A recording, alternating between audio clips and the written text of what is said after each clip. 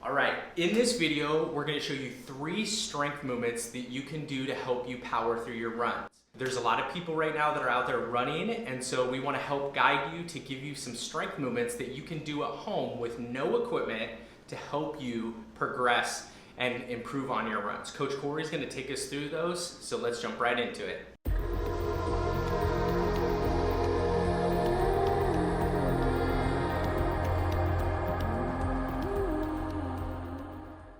So we're going to show you our 3 strength movements that you can do at home. We want to train like we run, one leg at a time. So we're going to start with a split squat. To get set up, an easy way to get set up, I'm going to have Brad stand in front of the pillow. He's going to have one knee down on the pillow.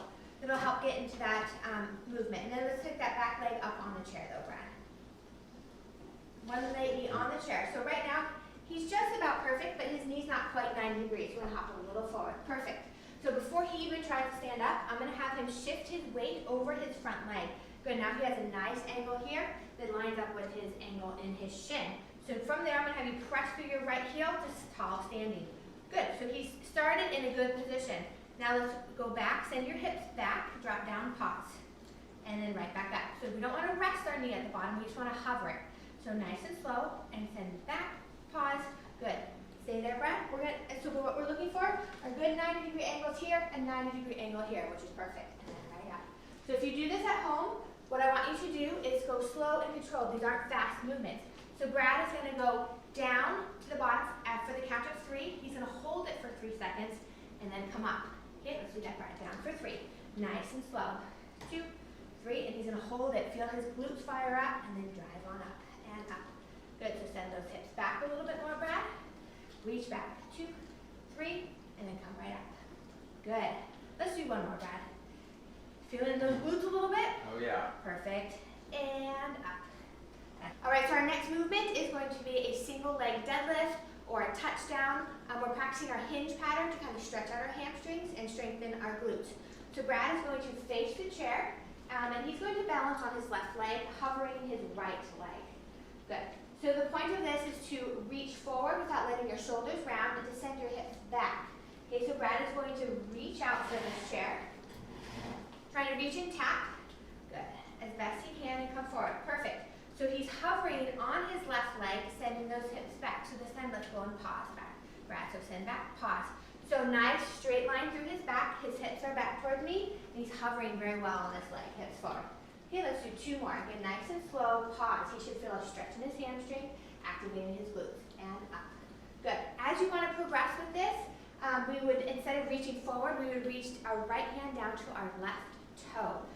So it really helps that cross pattern, and then stabilizing more on that left leg.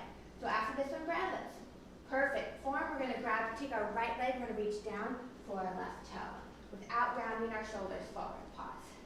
And up. Keep this hand just right by your side. You're going to cross over and reach. Perfect. Pause and up.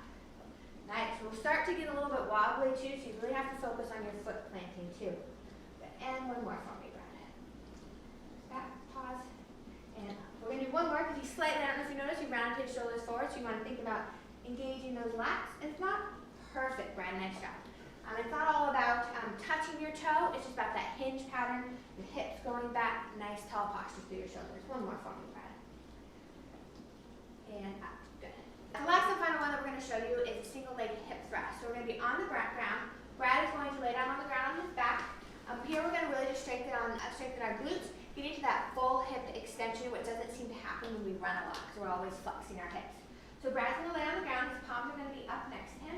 So just first, before I get him set up at all, I'm going to make sure he's relaxing his shoulders. Perfect, there we go, Brad. So we're going to focus on one leg. He's going to pull his right knee into his chest. We want this leg to be a 90-degree angle, so we're going to pull his heel a little bit closer in towards him, like so. Okay, in this position, I'm going to have him, not yet, I'm going to have you drive your hips up into a full extension. When he's in that full extension, you want to brace your core as well. So drive those hips up, squeeze your bum, good, and right back down. Perfect, Brad. And let's do it again. So we're pressing through our heel, extending those hips fully, and then back, coming down. Good. And let's do it again. Press up and hold.